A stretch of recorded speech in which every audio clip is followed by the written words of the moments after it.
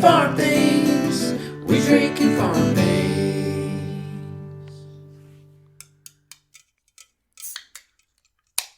Hey, Sam. Hey, Bev. What are you drinking over there? So I had to debate with myself in front of the beer fridge. I cannot remember if I've drank this on the podcast or not. I want to say no. And then I decided I like it, so I don't care. But this is a beer called Bubble Tub by Weiner Beer Company. Fun. And it is a kettle soured Saison ale with watermelons. And Ooh. I picked out this beer specifically because of the can. It's got like a goat head on the wall with a watermelon stuck on its horn and a cat wrapped in a watermelon bath towel and a dude taking a bath inside a watermelon. It's like, it's chaos. It's total chaos on this can. That sounds like fun. It is fun. What are you drinking over there? So I am continuing my canned wine saga.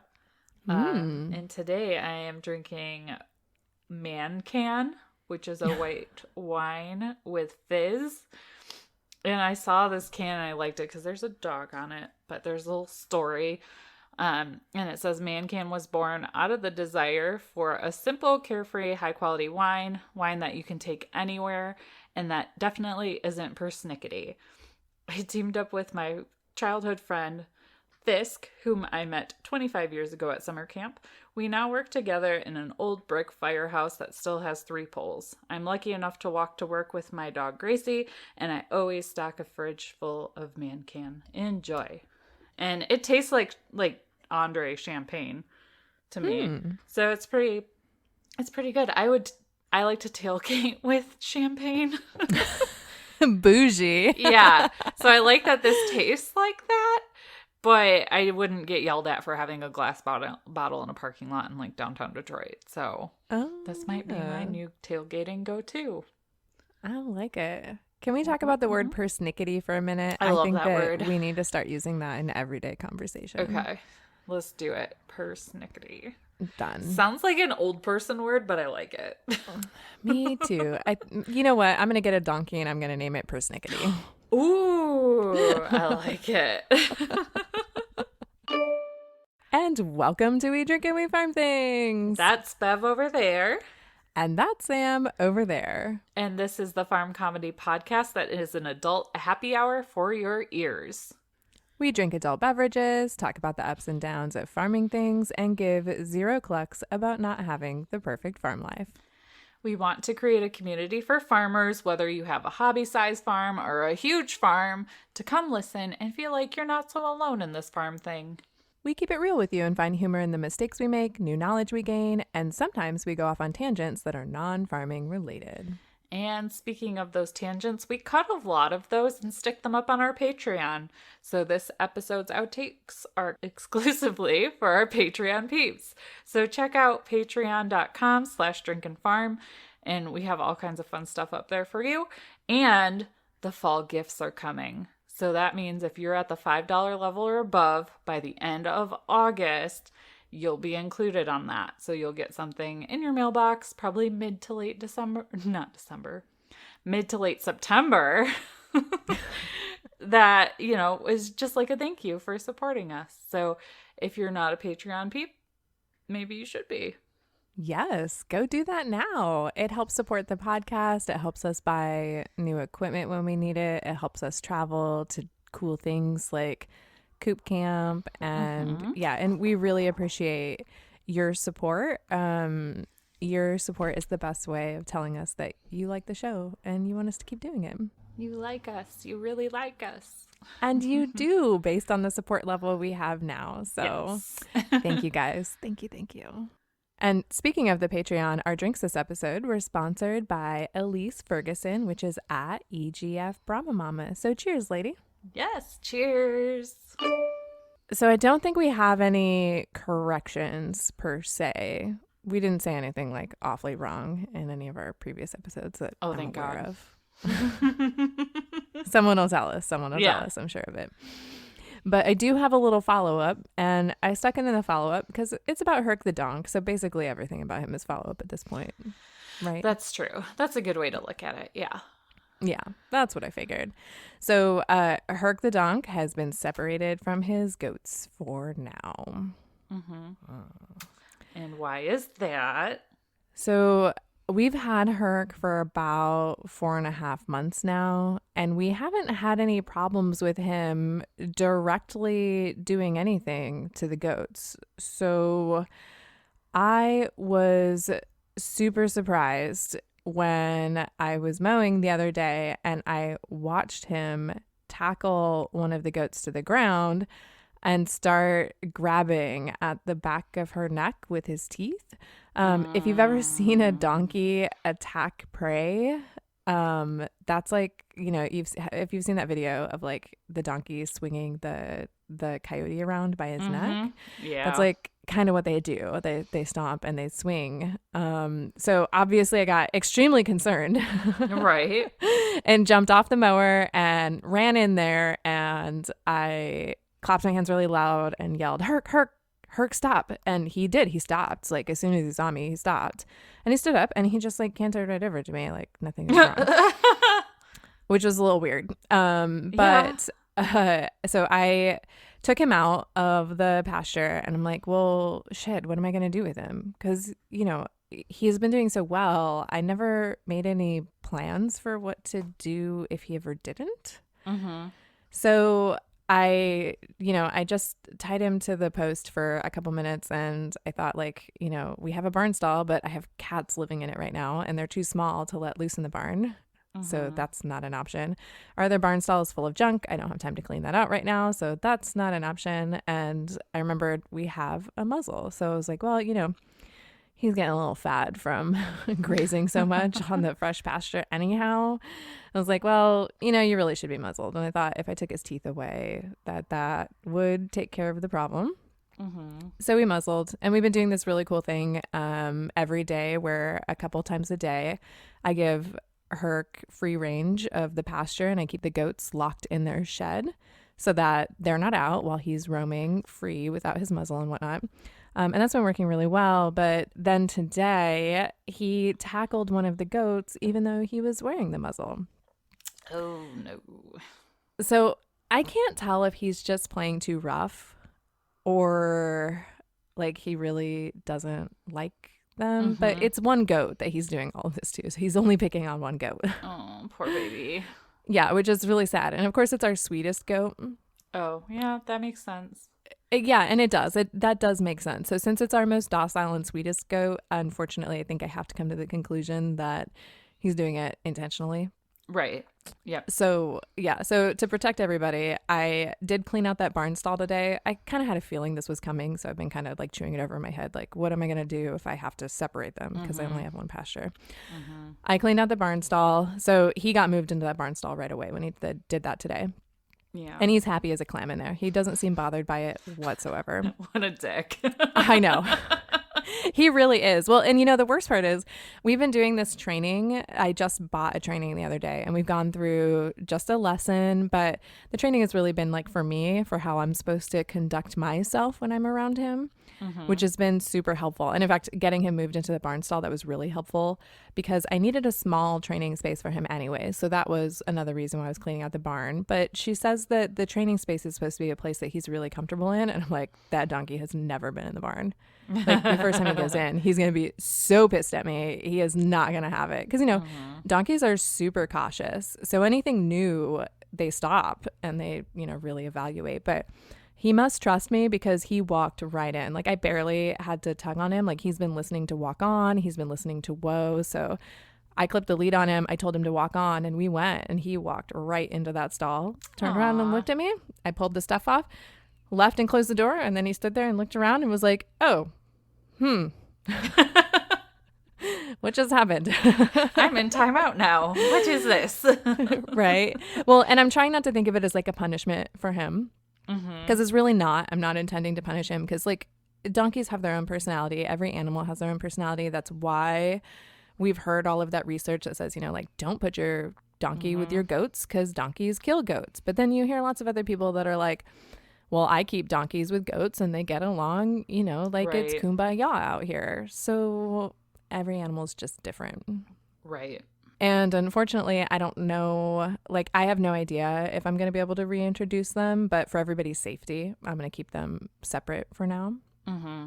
And it has not crossed my mind once to get rid of the goats or get rid of Herc because Right. I signed up for them. Right. I want them and I love them both. So I'll figure out how to make it work. Yeah. You have a lot of space too. It's just that it takes time and money to, section off a part of your pasture. And I remember you saying you didn't want to stretch any more fence this year. Well, I think unfortunately Bev is going to be stretching some fence. Oh no. But I do have two options. So I was already looking into this before all of this really happened. I've been looking at getting Herc his own corral that I can put inside the pasture because they have those corral sections that, just pop up. Yeah. So I can make him a nice size corral. He needs a place where I can put him where he can have a dry lot. The corral would turn into a dry lot from his hooves eventually if we trained in there often enough. I can put a nice pop-up corral shed in there so that he'll be protected from the weather and have his own place to eat and sleep and whatnot. And I think his presence in or near the pasture is enough to keep most of the predators away. So that's kind of what I'm thinking. The only thing about a corral is the goats get to come and go into the corral as they please. I can't keep the goats out of the corral because, they're not designed. It's not designed for them. Right. So my other idea is to eventually build Herc's pasture around the goats' pasture because I saw online that some people keep their donkeys in the same quote unquote pasture, but the goat's pasture is fenced inside the donkey's pasture so that the donkey has access to the entire perimeter, but they don't interact physically. That's interesting. Yeah. And so I'm going to do a little more research into that, see how feasible that is, make sure that the space I have is really big enough for that. Because, I've already started a pasture, so I might have to move a couple things around to make that work. Right. But I don't know. I'll keep everybody updated. It's really unfortunate. And in fact, I felt kind of like a failure when it first happened because I was like, people told me that this wasn't going to work. Yeah. But there are people that said it would work too. So I Right. think it's really just on the individual animal, and it might not be this way for forever. I was going to have to separate him when the goats had kids anyways because I was nervous Yeah. about him stomping goat Yeah. kids, whether intentionally or on accident, because goat kids are super tiny. Right. So I was eventually going to have to separate him at some point, but it's just kind of unfortunate. He does so well with cows. So I Right. don't know. But he's not going to F with a cow because it's the same size or bigger than him. That's very too. true. Now Good these guys point. he can bully around. Maybe his whole life he was bullied by cows and now he's the big donk in the yard and he's bullying goats. You don't know his full story, Bev. Yeah, that's true. Well, and and he gets to have his own personality. Yeah. Not all donkeys are gonna be happy with goats. That's just the way that it is, and it's okay. I'm Right. okay with him even if he isn't. I just have to make the right steps to protect everybody and make everybody Right. happy and healthy and comfortable. And the main thing is that you learned from the situation and you can move forward with what you learned. So it sounds like you're doing everything that you can to make it right. Yeah, and I do hope to get him a friend eventually. It's going to be a little longer than I wanted to now that I'm looking at building separate, pasture and everything. Because I did know that it's always been my intention to get Herc a friend eventually because donkeys are happier in pairs. But I wasn't confident enough to handle two donkeys. And quite honestly, two donkeys would have ruined me. They're so smart. They would have totally outsmarted me. And but now that I understand how he works and I've got a set training program to work with him, I'm going to get him trained, get him a friend, and then we'll all be happy and good again. And then you can make them their perimeter, little pasture area and dress them up as security guards for Halloween. Oh my God. Yep, you're welcome. And then dress up the goats like little prisoners. Oh my gosh. Oh, that'd be so good. Oh, I might have to tell Jared that we need another donkey before October. And that you need the perimeter pasture setup. So hop 2. Right now. Chop, chop. He's not gonna let me and you hang out anymore because they give you really good ideas. I mean, luckily he doesn't choose who I hang out with. Ha. All right, so it's that time of the month again. My favorite. The Henny and Rue corner. Of course. Yay. So what was your favorite thing in the August box? I mean, is it even a question? It was definitely getting coffee. Yeah. Have you tried it yet? No, I haven't. Because I want to make sure, because I believe that it's formulated like specifically for iced coffee, right? I'm under the impression that you can use it for either, but it's like a blend that you want if you're going to go the iced coffee route. Okay. So I'm thinking that I'm going to make it. So Tina had posted a recipe to do the overnight cold brew. So that's how I'm going to make it, because I want to make it right. So that I can get like the best out of it. So I will try to do that this week and report back to everybody next week. But Barnyard coffee, like I love coffee. I love good coffee. Me so finding too. another one just made me so happy. What was your favorite thing out of the box? So definitely the tumbler that says, yes, I do need all these chickens, because now I don't need to say it out loud. I can just drink my vodka drink out of that and just point to it if my husband asks me any silly questions. I like how both of our favorites were drinking related. Yeah, coffee and booze are like the cornerstones of this podcast. Pretty much. But you know what? I'm also excited about the Java melts. I haven't tried one yet, but it apparently you just like drop it in your hot coffee and then it makes it magical. And I think there were like 3 flavors that came. So I'm definitely going to try that out during the week when I'm working from home and just need like a little pick-me-up. So I'm excited to try those. Yeah, you can feel like you had a fancy latte, but you didn't have to leave the farm. Exactly. Or pay $6 for it. Exactly. We also got a bottle of Chick Fresh, which is a spray that eliminates odors, and it can be sprayed daily in your coop or nesting boxes, or you can also use it on your furniture or anywhere else where there might be a little bit of a funky smell. So I'm excited about that because I don't like funky smells. Yeah, I used it yesterday in the smaller coops that we have, and my chickens looked at me like, what the F are you doing? But it smells really good, so I'm excited that was in there. It's a new little find.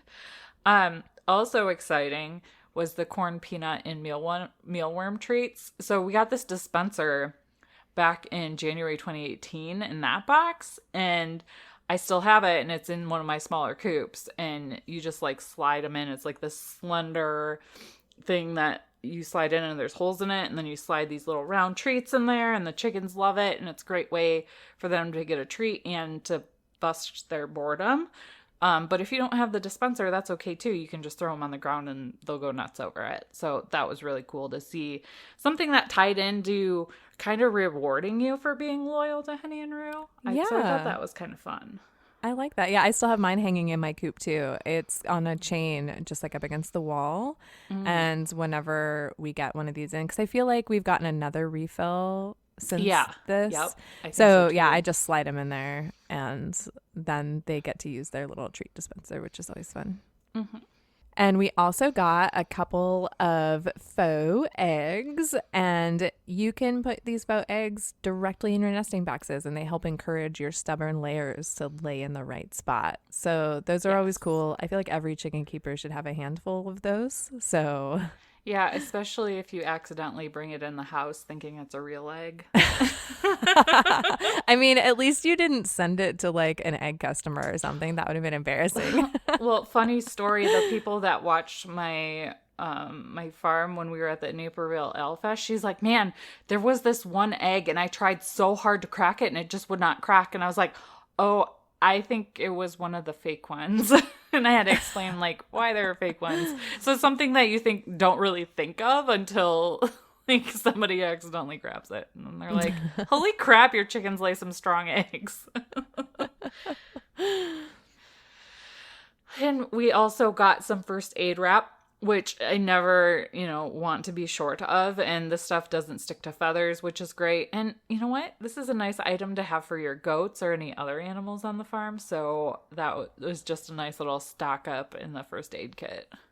Well, and we saw someone in our group, their mom used it on Yeah. a wound that she had. So, I mean, it's even good for humans because, like, that human medical stuff is expensive. So It is. It is. And we also got some Happy Hen oregano or pop. Are they oregano or oregano and? Yeah. So either you got the oregano treats or you got the poppy seeds treats. Okay.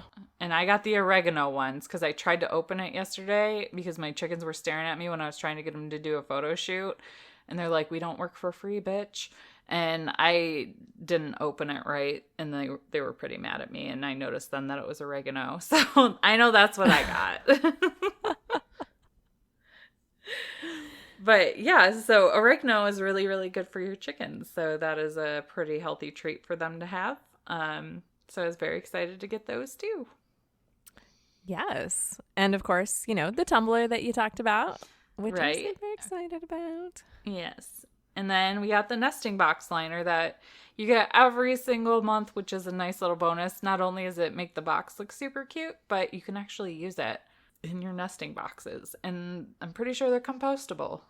Yes, they are. They are compostable. I can confirm that because I actually use them in my nesting boxes.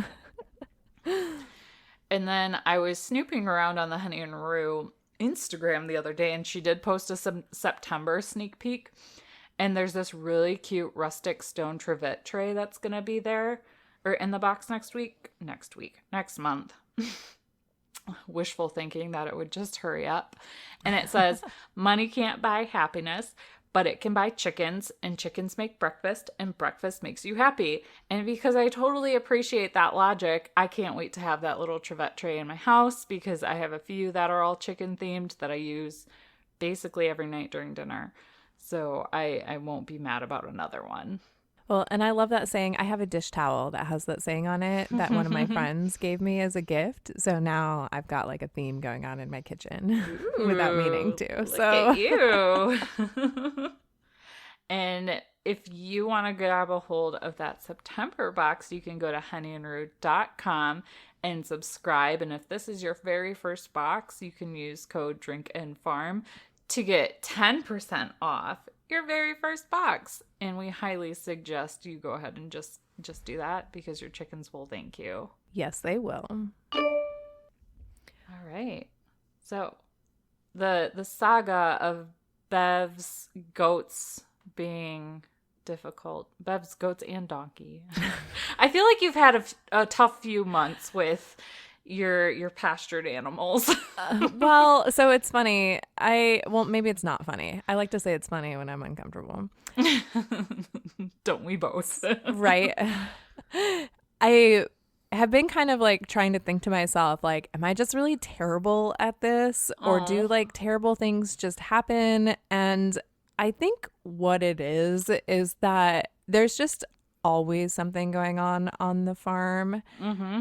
And that continues to increase the more you have going on the farm.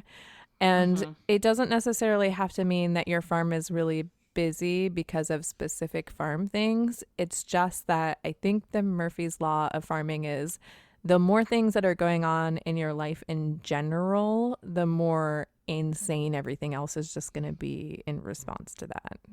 Yeah. So, and I wonder too if some of this, and I don't want to spoil it, is just that you're hyper aware yes. of things based on what happened with your sweet little baby goat. And based on all the Herc drama too with his balls or lack of balls, so it kind of creates like a hyper aware outlook on everything that's going on with your farm. Yeah, it totally does. Because like the minute something goes really wrong, like what happened with Darby, you suddenly start to wonder if maybe you're missing things. So you're just automatically spending more time out there. So you're seeing more things. Like what we're going to talk about today, because it was so mild in my case, could have totally been missed because I used to go a whole day or two without going out there if I'm being totally honest, because I don't have to. They have a giant trough of water. They graze for most of their food. They have protection from Herc the donk, who had never been aggressive towards them. So, like, I could go out of town for a night and not have to have a sitter for the goats and the donkey because they just took care of themselves this time of year. So something like this that didn't last very long could totally easily be missed. So, Right. and obviously I'm not doing that anymore because I'm afraid of missing a symptom like Darby's. So Right. But at the same time, that can, and I've noticed it with myself based on what's happened with Darby, and I added myself to more goat vet type groups, like emergency groups. So when somebody posts in there, it's never good. It's never good. And then it has that WebMD effect on you. Like, oh my God, there's so much bad happening. Like, what's wrong with my goats? But there are like hundreds of thousands of people in this group. So, of course, something's going wrong at some point in the day. Because there's hundreds of thousands of goats because of how many people there are. So, like, many of them are bound to be sick at the same time. Like, that's just the laws And even of it. more of them are fine. Or what they have going on is just a fluke. And it's just because they're animals, too. So you gotta, I think for me, it's like just trying to find that inner peace and balance of, okay, I need to be informed. So if something does go wrong, I'm prepared. But at the same time, if my goat chokes on a piece of food when it's eating it, he'll probably be fine. Yeah. It's not choke and they're not going to die from it. Like, exactly. Because that does happen. They can get, like a matting of food in their esophagus. And then, they're either fine from it or they aren't. Exactly. And it's more common in horses and donkeys, so that's why I know about it. But I imagine it can happen to goats. And in fact, I'm going to go off on a tiny side tangent here really quick because I made an observation about Darby's thing that I hadn't necessarily noticed until today. I never posted in any groups or anything asking for advice about Darby. Oh. I was like, that's really odd because like I post in our group all the time when something goes wrong. Because I want people to know that like shit goes wrong on my farm, so it's okay. Right. So they're welcome to post their things too, and we'll jump in and we'll be helpful and we won't be judgmental. But also, I think getting other people's perspectives and experiences are really important because not everybody's animals are the same. So you can't say that the way it went for you is going to be the exact same way it went for that person. So the more input you can get, the better possibility it is that you can find a situation that's going to more match what you're going through. Right. And I figured out why I didn't post in the group or any group. It's because I had called the vet. So I thought that the vet was the end all be all. And once he was there, it was going to be fine. Right. I was like, oh, shit. Like, I should have realized I could have still gotten some advice. Right. Like, I think I sent you, and I know I've posted in the group, like a one-pager from one of the groups I'm in. And what I actually did was I went through and saved like all of their one-pagers for every different thing. So there's like 40 of them. And I made like an album on my phone so I can quickly look through those if something goes wrong.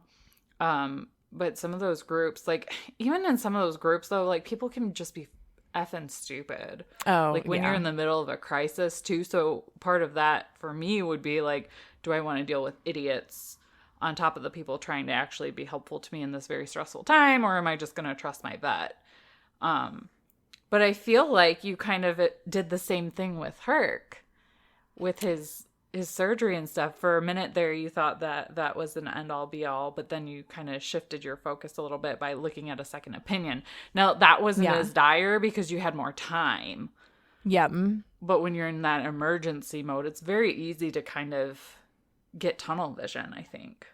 Is that kind of what you're thinking it was?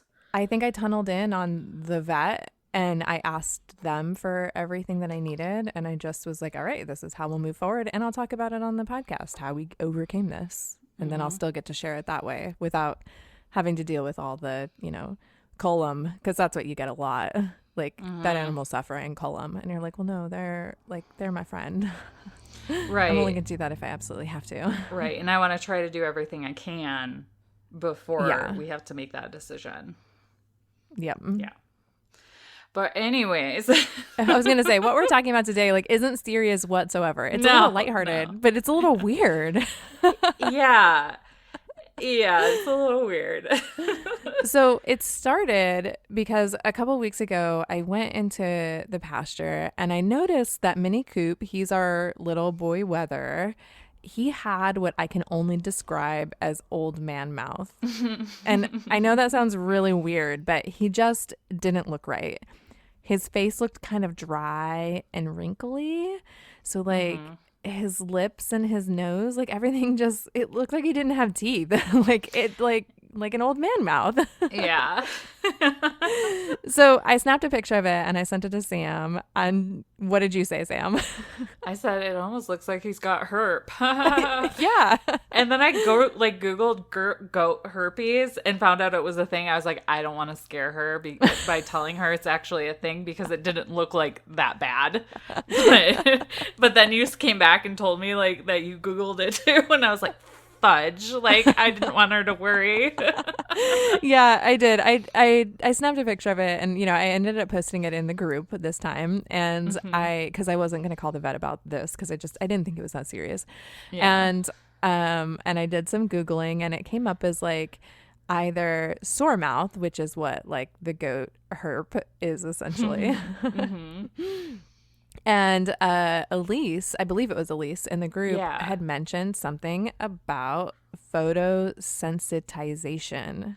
Yes. And we're like, what the hell is that? I have never heard of this. Because it's something that happens in horses, but it turns out it happens in goats too. So I know we mentioned sore mouth, but we're not going to talk about sore mouth today because that's a whole nother topic. But we will deep dive into sore mouth sometime just because it's something kind of interesting.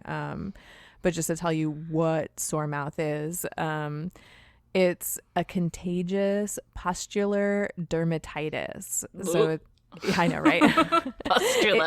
Pustular, yeah. So it's really common in goats worldwide. It can produce painful, thick, scabby sores on the lips and gums and even like on the outside of the face and the nose.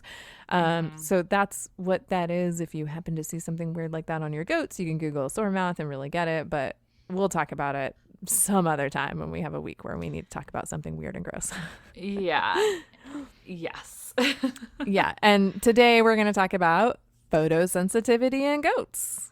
Yes, we are. And I want to also point out that Bev sent me that picture. The first thing I said was, oh, Cal has something like that randomly. And I noticed like around his eyes and around his like nose area, there won't be so much hair there. Sometimes it's a little dry. And based on some research that I did, it could just be like a mineral deficiency. Because the funny thing about minerals is you should leave them out free choice. But if anybody like tinkles on the minerals or they get wet from humidity, they won't touch it. Or your goat might just be a bougie a-hole and not eat that brand of mineral. And then that can cause some kind of deficiency within their system where they have dry skin. Or they might lose some hair around that area because maybe the hay that you got them has some weeds in it. Or they got into something that their face just didn't agree with. And that can be either the same or a little different than photosensitization. Drink some canned wine and say that 5 times. I keep wanting to say photosynthesis. Yeah, me too. So it could just be something really minor or something like that's common like sore mouth, but is not something you want to mess around with either. So first rule of thumb, don't panic. But sometimes it's really hard not to panic when you feel like something's wrong with your animal. Right. And we had to pull a bunch of research about photosensitization because we're not really sure that that's what Coop had. It cleared up really fast. So it may have been a little tinge of it. It may not have been. But we pulled some articles from George M. Barrington, which is a DVM, PhD, DACVIM, College of Veterinary Medicine, Washington State University. We're trying to cite really well. Yeah. So we'll link to it in the show notes, but it's from Merck Vet Manual, which if you do any kind of Googling with chickens or any kind of like livestock animal, that'll come up and it's very like cut and dry, no emotion because it's like an academic kind of journal. So you'll read it and be scared is what I'm trying to tell you. Pretty much. But then we also pulled an article from our friend who doesn't know she's our friend. Our new BFF. I know. We need to interview her. We find should. Her. Suzanne Gasparato from Tennessee Meat Goats. And her article is Photosensitization in Goats. So we're going to tell you all about it today and tell you how worried you should be if your goat has some of these symptoms. So I hope you're ready because we're about to get sciencey for a minute. Yep, we are. And we're going to say some words that we probably don't even know what they mean. We're going to say some words not right. Yes, so don't hate us, but this came straight from the Merck Vet Manual. So we're going to try to be sciencey. If we say something wrong, please forgive us, but we hope you get the general gist of what we're trying to tell you.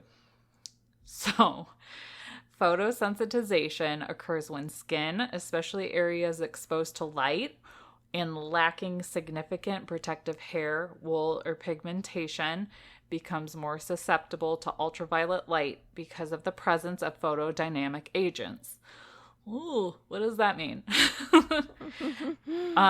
I do want to let you guys know that it is different than sunburn and photodermatitis because both of these conditions result in pathologic skin changes without the presence of a photodynamic agent. So in photosensitization, unstable, high-energy molecules are formed when photons react with a photodynamic agent. And these high-energy molecules initiate reactions with substrate molecules of the skin, causing the release of free radicals that in turn result in increased permeability of outer cell and lysosomal membranes. That's a mouthful. But basically it means is there's damage to the outer cell membranes, and that allows for leakage of cellular potassium and cystoplasmic extrusions. And lysosomal membrane damage releases lactic enzymes into the cell. And this can lead to some words that we know more about, like skin ulcerization, necrosis, and edema. Edema is swelling, in case you weren't aware. The time interval between the exposure of the photodynamic agent and the onset of clinical signs depends on the type of agent, its dose, and the exposure to sunlight. So all that being said is basically like your goat gets a hold of some bad shit and it makes their skin go crazy. And if we're going to sum it up in a way that's a little more digestible. Yeah, and it doesn't necessarily mean that it's bad shit either that they got a hold of, because there's some like common things that show up in pastures or feed or hay that can cause this in some goats and not others. So Right. Yeah. That's a good point. And it could be like a wide range of chemicals that induce some kind of fungal or bacteria into their system and act as photosensitizing agents. However, most compounds that are important causes of photosensitivity in vet medicine are plant-derived. So photosensitization occurs worldwide and can actually affect any species, but it's actually more common in cattle, sheep, goats, and horses. Interesting. Yeah. So now we're going to kind of pivot to Susan from Tennessee Meat Goats because she's a little easier for us to digest. So we, have referenced Susan probably it feels like 20 times in the last 3 months. Well, when we're talking about something that's like clinical, so here's the deal. And yeah, we'll just put this out there. When we first started talking, we were just referencing any blog that looked like it had pulled good clinical information because we like to research. So we want to do our best to share research that we think is valid. Mm-hmm. But Susan from Tennessee Meat Goats is a good source of academic information. So she makes it easy for a topic because she has experienced it firsthand and has thoroughly researched it.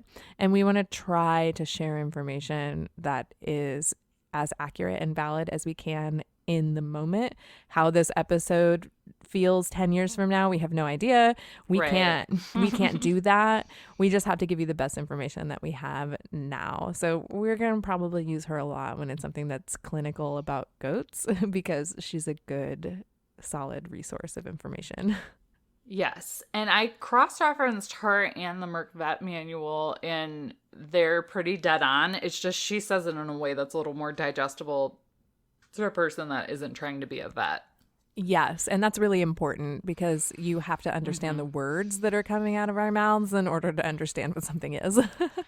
Right. And I liked how she explained photosensitization. She described it as the top epidermal layer of light-skinned goats, and how it's sensitive to certain spectrums of ultraviolet light. So when you have this condition, it shows up on hairless parts of the goat's body, like the lips, nose, around the eyes, udder, teats, vulva, and rectal region. So she pointed out that pigmented skin is not affected. So if you have like a black goat, it's not going to get this all over its body. But if you have a white goat in places like Texas, that might not be so ideal because of how hot the sun is and how it's out all the time. And she points that out later in her article too, that you're more likely to have a really big problem when the skin isn't pigmented. Yeah, and Coop is a light-skinned goat. He is mostly white, and his cute little nose and his little rectal area is all light pink skin, very prone to having issues with the sun if goat's skin is anything like human skin is. Yes. So the symptoms you need to look out for include itching, scratching, rubbing, dermatitis, which is like rough, irritated skin, which it looked like what Coop might have had, fluid accumulation or swelling under the skin, blistering, ulceration, and sloughing off of entire areas. Ew. Particularly the lips, teats, and udders. Peeling. Double ew. Yeah. Diarrhea might be present. Their eyesight can actually be affected. There can be corneal cloudiness, sometimes jaundice, which is yellowish skin. Even blindness and death can result in severe cases of photosensitivity. And symptoms might not actually show up for as long as 10 days after the goat encounters the causative agent. And one of the first things you'll see an affected goat do is they'll try to go find shade if they have this. They do not want to be in the sun. Which makes sense. I wouldn't want to Yes. be either. And that's very smart of them. It's their instinct kicking in to get the heck out of Dodge. So there are a couple of potential causes, and we kind of started talking about this a little already, but primary photosensitivity occurs when the goat eats a toxic plant. Lantana is a plant common to America, which can cause this problem, but there are many others. So if you're curious, you might want to reach out to your local agriculture extension service for a list of toxic plants in the area. That way you can kind of survey your area. If you're like me and don't have a large pasture, it's a little easier to keep that stuff under wraps, but Bev's pasture is really big. So it's kind of hard to figure out what's okay and what might not be okay. And generally goats are pretty good about knowing what they should keep their nose out of. Yeah, they are. But, two plants that might be kind of surprising to some people that can cause photosensitivity in some animals is alfalfa and clover, which are really common feed plants. Yes. Like my pasture is full of clover and I feed my goats chaffé, which is alfalfa chaff. So, so I mean, those are really common and they're good for them, but sometimes it reacts with them. So if you have an animal that reacts to it, you know what it might be. Right. Exactly. So, there's also secondary photosensitivity, and that occurs when the goat's liver doesn't excrete degraded chlorophyll, but instead allows it to accumulate into the liver. And mycotoxins may form on fungi attached to plants such as cline grass, green oats, and another one that I'm not even going to attempt to say. Saccahusty. Thank I you. can't help myself. Thank you. But that can result in hard yellow liver disease, which doesn't sound great. And actually, a really interesting point in this article was that one of the older forms of dewormers called phenothiazine sulfoxide, if overdosed, it can actually cause photosensitization. And photosensitization can actually induce abortion during the last 3 weeks of pregnancy, as well as result in liver damage. So this drug actually gives goat's milk and urine a pinkish tinge and can cause similar symptoms in humans who are handling it. So pregnant women should not be handling this product. And if phenothiazine must be used as a dewormer, keep the goats out of sunlight for 3 to 5 days after the application date. Well, and it makes sense why that might not be used so much anymore because we have tons of safe dewormers. Like I accidentally gave Herc enough dewormer for like 1,000-pound horse, and he was fine because it's a safe dewormer. So I try to intentionally choose those types of dewormers because you mean to only click out a little bit, and then they bump you, and your hand slams into something, and before you know it, you emptied the whole tube in them. Right. You're like, ah. Yes. So avoid that one if you can, but if you can't, just be very careful. And if you're pregnant, don't be the one doing it. Yes. So photosensitivity reactions are more serious involved than just a bad hair coat. Oftentimes a rough coat on a goat is the result of mineral or vitamin deficiencies, particularly copper and zinc. And a goat in need of deworming will have a bad coat of hair. So just because they have bad hair doesn't mean that it's photosensitization. It could be a multiple different things. So you'll have to dig into it a little bit before just assuming that something is very, very wrong with them. So how do we fix it? So once a goat has been affected by photosensitization, it's like as you keep drinking, it gets harder to say. So the solution is to remove the animal from the sun, put them in a shaded area, and change its diet from the plant causing the problem. So if it's your clover or alfalfa hay or whatever, if you're not sure, it might just help to kind of remove them from that situation for a little bit. And she does remove clearing the goat's body of remaining offending foodstuffs by giving it milk of magnesia every 4 to 6 hours until the feces goes from normal pills to lumpy poop to normal pills. And she recommends using a dosage rate of 15 cc's per 60 pounds body weight. And you got to keep that goat hydrated because milk of magnesia acts as a laxative because it's going to like flush the body out, which means a lot of fluids are going to leave the body. And we know based on a couple episodes ago, if the goat's dehydrated, it's just going to turn straight diarrhea. Yep. So you want to make sure you're very careful when you do that, if you need to do that at all. And hydration is necessary for the rumen to work properly. So yes, so you got to be very careful. And if significant areas of skin have been destroyed, broad spectrum antibiotics and even antihistamines like Benadryl might be necessary. And like we said, keep the goat in a shaded area until fully recovered and eliminate the plant material that caused the problem in the first place if you can. Otherwise, that dummy might just go right back to it. And when we say dummy, we mean it in the most loving way possible. Yes, we do. And that today is your drunk history of photosensitization. I'm surprised I can still say something. Yeah, that's a mouthful. That is a big word. It really is. I mean, I'm impressed with us. Cheers. Mm-hmm. Cheers. So now it's time for We Can't Even Corner. Yay! And Bev is going to go first because I need a break after that. Yes, those you big do. Words.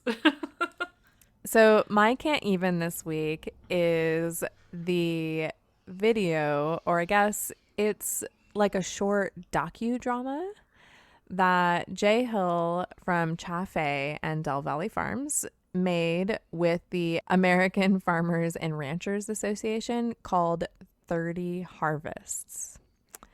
And if you haven't seen it yet, you absolutely have to go watch it because you guys, I was sitting at my desk bawling like a baby while I was watching it. Like I had to get up and go take a walk.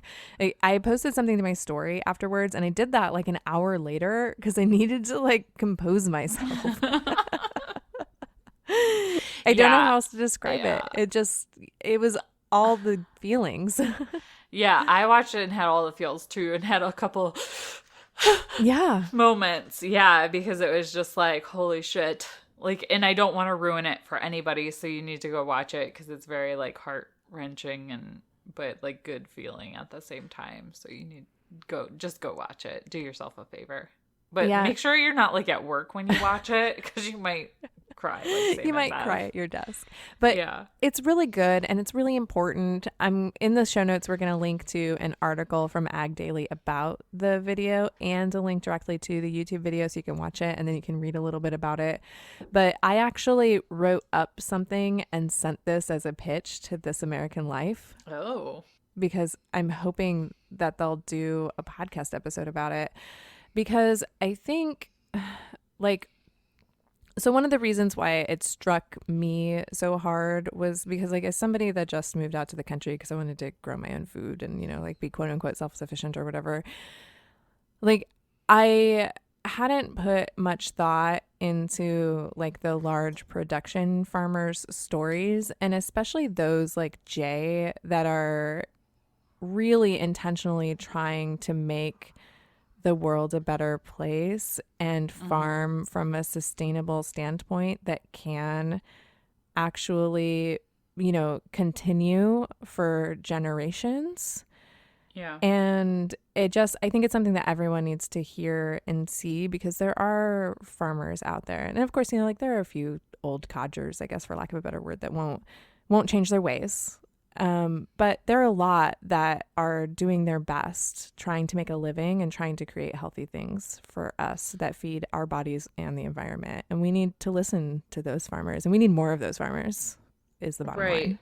Well, and the thing is too, coming from like a farming background, sometimes you can't afford to make those changes too, which is incredibly frustrating because it's like you might not be able to financially afford to make those changes, but at the same time there's a different reason why you can't afford not to make those changes. Yeah. So I think that video was very important to see, no matter what your feelings are about some of the stuff they talk about in that video, that this is the reality and farmers are seeing it. And actually a lot of farmers are doing their best to make that change already. And they're actually leading that change. And so many people just have the perception that they're perpetuating the problem when the majority of them saw the problem so long ago.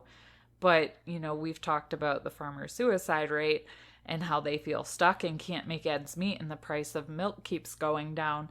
How do you expect that group to make those changes when you want your gallon of milk to remain $1.50 a gallon?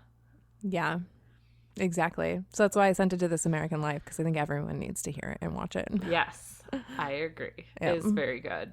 So that was a good find. And when I saw it wasn't your can't even, I was like, okay, I gotta watch it. It's fine. I'm not gonna cry. And then I was like, I'm crying. Well, I was debating. I was like, maybe we should just do an episode where we talk about this. And I was like, nah, I want everybody just to get it on their own. And then maybe we can talk about it later for a mini-sode or something if people really want us to. But or we can have people join our Facebook group. Yeah, and we can all talk about it together on like a live. Yeah. So what's your can't even this week? Mine felt really heavy, and it's usually not that heavy. Usually I'm a very happy-go-lucky can't even. Mine's really weird this week. It makes me uncomfortable. So I found this on the internet, obviously, and the article I'm referencing is thesun.co.uk. And we'll link to it in the show notes, but the headline is let me back up. The headline is utterly bonkers. Farmer proposes to his girlfriend by putting a diamond ring on a cow's teat, leaving people horrified. So, a farmer who proposed to his girlfriend by putting the engagement ring on a cow's udder has been slammed online. And taking to the Facebook group, "That's it, I'm ring shaming," a woman shared a snap of the proposal that she came across online.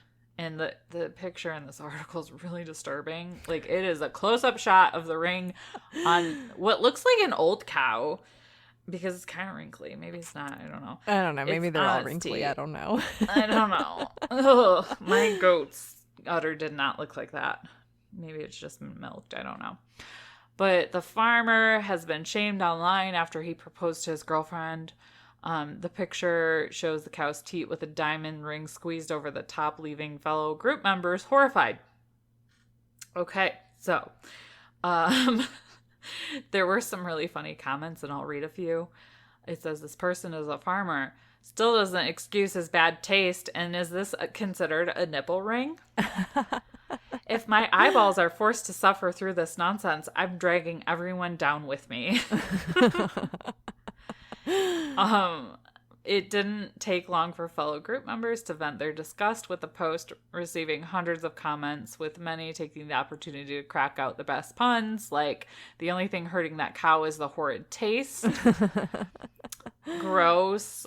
The animal does not deserve being abused in this fashion. This should classify as animal abuse." Like, some people didn't think it was funny at all.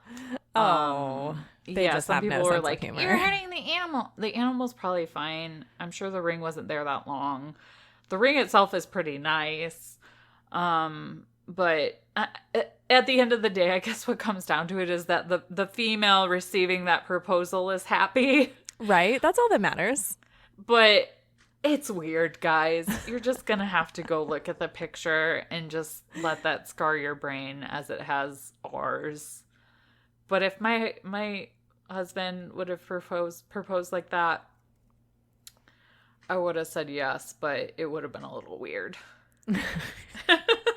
So the picture totally reminds me of a cover of one of my favorite albums from when I was little. Yeah. So when I was little, I was a huge fan of Aerosmith.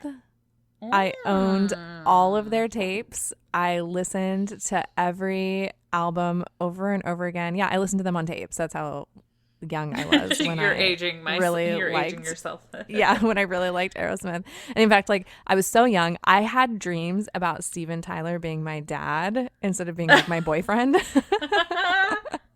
And they have an album, I believe it's Get a Grip, and it's got the cow with the nipple ring on it. I the just udder. Googled it. Yeah. Yep. And that's what that picture kind of reminded me of. I saw it and it immediately brought that. So I don't know, maybe this guy was just a huge Aerosmith fan. He might have been. But nonetheless, I mean, that album cover's a little weird too. It is. Absolutely.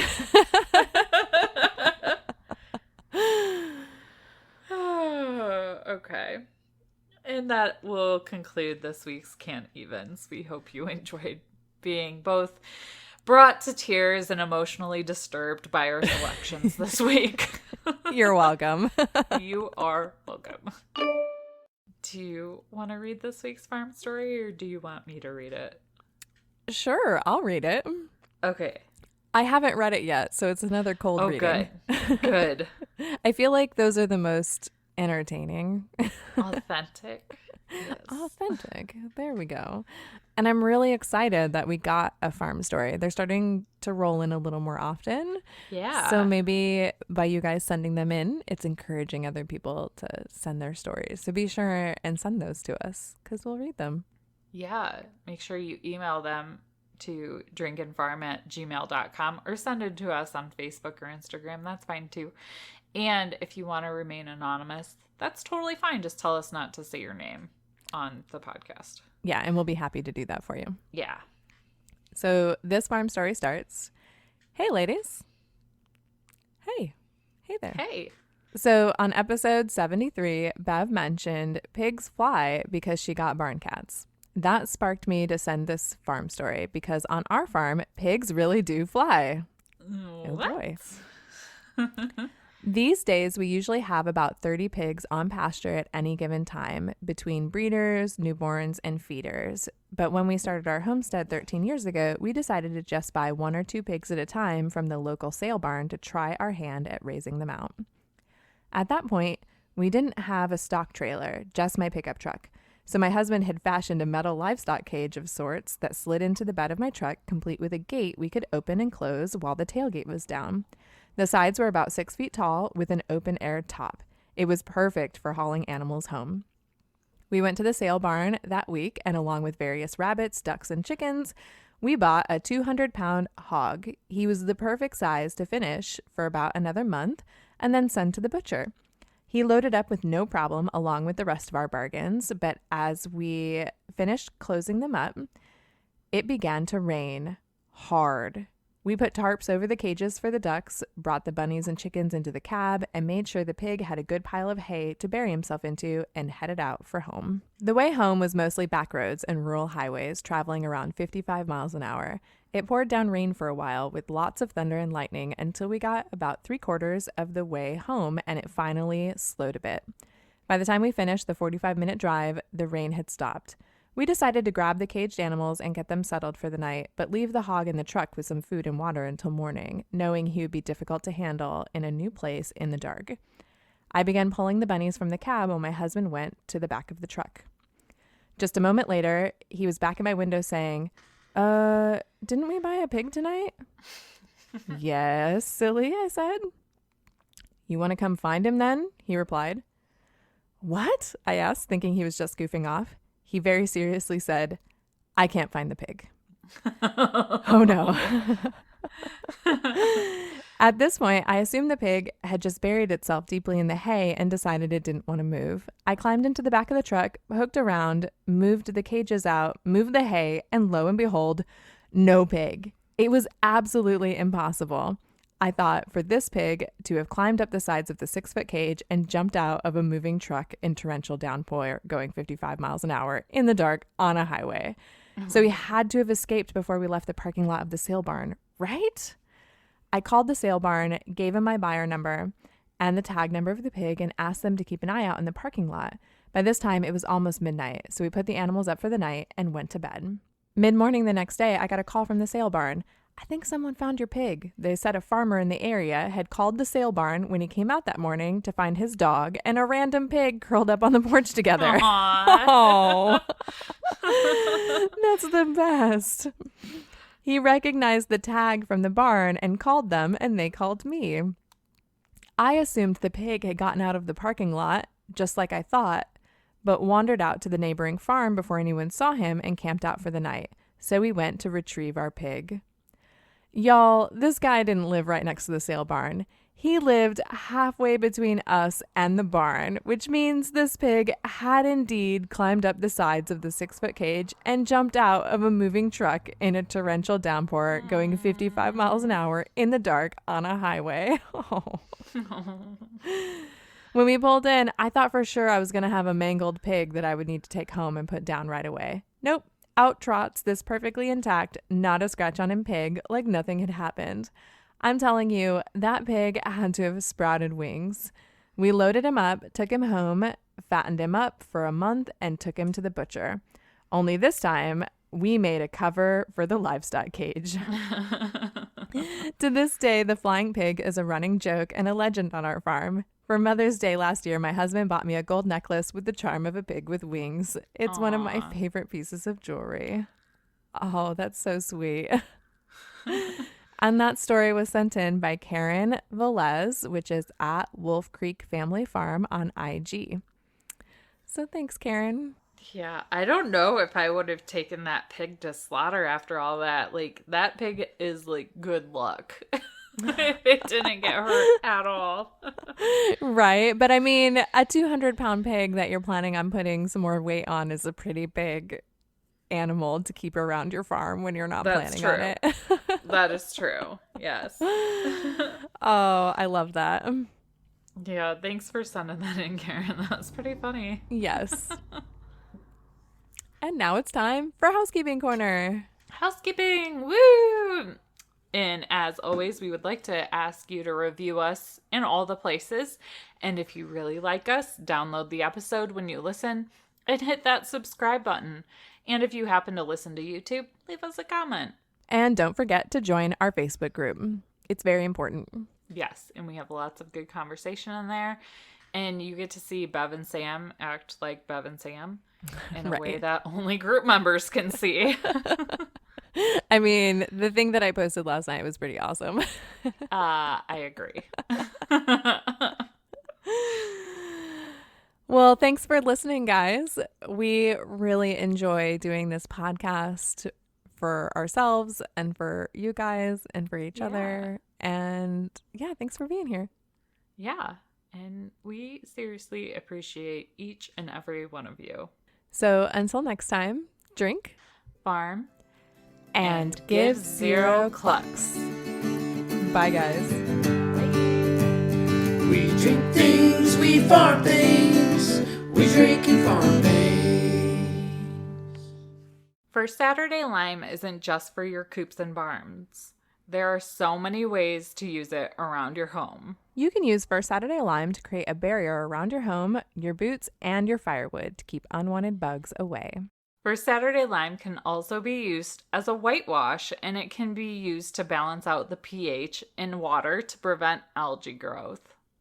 With so many uses, you really can't go wrong using the safe organic lime. So go to firstsaturdaylime.com and use code DRINK at checkout to get 20% off and free shipping.